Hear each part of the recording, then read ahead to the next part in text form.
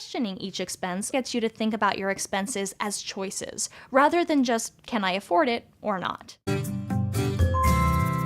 For example, you may find that you can't afford the luxury of getting your hair cut and colored every 6 weeks, but what if you rethink that expense and go for a cut and color every 10 weeks? It's a small shift that can make a significant difference in your total spending. You can also get creative by exploring alternatives. If you're willing to let a beauty school student cut and color your hair, for example, that may be an expense you can eliminate altogether without actually giving up the luxury of regular cuts and colors. When you question each expense, it forces you to consider how much value it actually adds to your life and whether it's enough to keep, adjust, or cut altogether. It can also free up more room in your spending plan. For example, if you're able to renegotiate your cable bill for a monthly plan that's $20 cheaper, that gives you more room to spend on other luxuries or save towards big picture goals.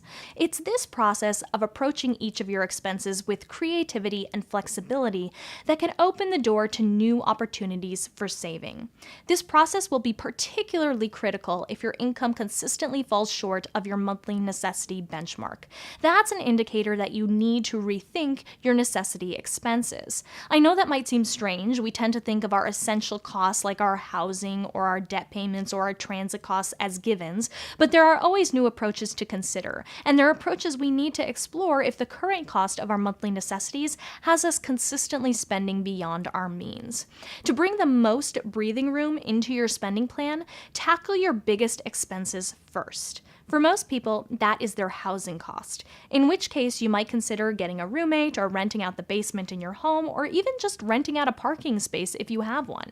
Again, it's about getting creative with your approach, and that applies just as much to affording your luxuries as it does to affording your necessities. Think of it this way: the impact of a 20 to 50% reduction in your housing costs is going to be far greater than the $5 you save by skipping out on a latte. So go through each of your expenses and start making assessments of each. Will you keep it, reduce it, rethink it, or renegotiate it?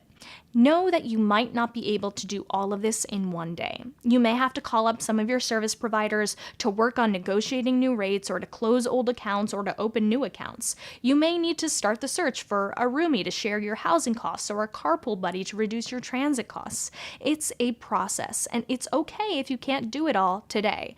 The objective here is to get the process started by assessing each of your expenses and making choices so that you can spend on the things you value most.